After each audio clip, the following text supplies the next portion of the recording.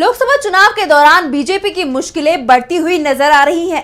एक तरफ रैलियों में सभी राजनीतिक दलों के नेता ताबड़तोड़ बयान दे रहे हैं, विरोधी दलों पर हमला बोल रहे हैं, तो दूसरी तरफ चुनाव आयोग के पास शिकायतों की भी बौछार हो गई है। लेकिन अब ये शिकायत सुप्रीम कोर्ट पहुंच गई है। कोर्ट में पीएम मोदी के खिलाफ याचिका दायर की गई है। तो क्या है पूरा मामला, देखिए इस रिपोर्ट में। लोकसभा चुनावों के बीच पीएम मोदी के खिलाफ सुप्रीम कोर्ट में याचिका दाखिल हो गई है। याचिका में पीएम मोदी और केंद्रीय मंत्री अनुराग ठाकुर पर हेट स्पीच देने के आरोप लगाए गए हैं। साथ ही उनके चुनाव प्रचार पर रोक लगाने की भी मांग की गई है। ये याचिका रिटायर्ड आईएएस त्रिलोचन शास्त्री ने दाखिल की है।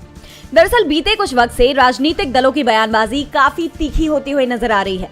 पीएम मोदी ने कांग्रेस के घोषणा पत्र पर निशाना साधते हुए कहा था कि कांग्रेस महिलाओं से उनका मंगलसूत्र छीन लेगी।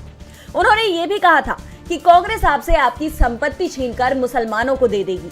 मुस्लिम आरक्षण को लेकर भी बीजेपी की तरफ से ऐसे बयान दिए गए जिससे टकराव पैदा हो। पीएम मोदी के बाद उनकी ये बातें बीजेपी के दूसरे नेता भी दोहराते आए।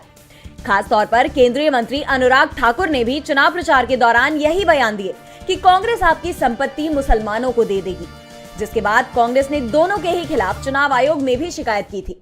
विपक्ष का आरोप है कि पीएम और बीजेपी नेता भड़काऊ भाषण दे रहे हैं, धार्मिक मुद्दों पर ध्रुवीकरण की कोशिश कर रहे हैं। लेकिन चुनाव आयोग की तरफ से मामले में अब तक कोई कार्रवाई सामने नहीं आई है और अब इसे लेकर त्रिलोचन शास्त्री ने सुप्रीम कोर्ट का रुख किया है। मामले में जल्द सुनवाई की मांग की गई है।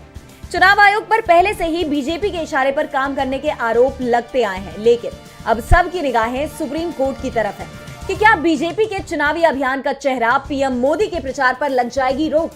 दोनों बीजेपी नेताओं पर क्या होगा सुप्रीम कोर्ट का फैसला।